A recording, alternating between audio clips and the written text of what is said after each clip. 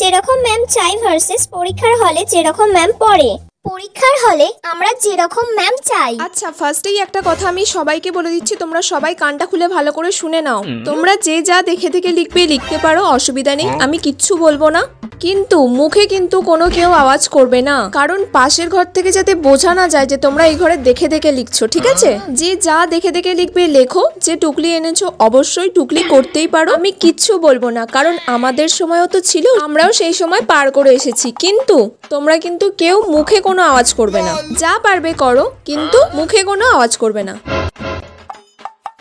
এটা সি এরটা হবে, C C C. ওকে, পারছিস না? ওই তো ও লিখছে, ওর দেখে দেখে লিখ না। ম্যাম একটা বলে দেবে? না, আমি কিচ্ছু বলতে পারবো না, কারণ পরীক্ষা চলছে। বন্ধুগুলো কি করতে করো? শুধু কি ঘোরার জন্য বন্ধুগুলো করো? ম্যাম সুতিষ্ণা টুকলি করছে। ও টুকলি করছে তো তোর কি হয়েছে? তুই করতে পারছিস না বলে ওর উপর হিংসা করছিস? নিজেরটা কর না, নিজে না পারলে তুই ওর টুকলিটা দেখে দেখেও লিখতে পারিস। পরীক্ষার হলে যেরকম ম্যাম গার্ড পড়ে। এই লাস্ট বেঞ্চ, তুমি ফার্স্ট বেঞ্চে চলে এসো। আর এই সেকেন্ড বেঞ্চের কর্নারে যে বসে আছো, একদম ধারে চলে এসো। একদম ধারে না, হাফ আসলে হবে না, একদম ধারে এসে বসো। কারোর মুখ দিয়ে না একটাও আওয়াজ বেরোয়। যার মুখ দিয়ে আওয়াজ বেরোবে একবার দেখবো, ওয়ার্নিং দেবো, সেকেন্ড টাইম খাতা নিয়ে সোজা খাতা আড়ে হয়ে যাবে। কিন্তু টুকলি করার চেষ্টাটাও করবে না কিন্তু কেউ। যে টুকলি করার চেষ্টা করবে আমার পরীক্ষার হলে, তার খাতা কিন্তু কেড়ে নিয়ে আমি সঙ্গে সঙ্গে হেড ম্যামকে ডাকবো। এই তুই আবার পেছন দিকে ঘুরছিস কেন? পিছনেই বসিয়ে দেবো, ওকে সামনে নিয়ে চলে আসবো। এই এই কথা হচ্ছে কেন?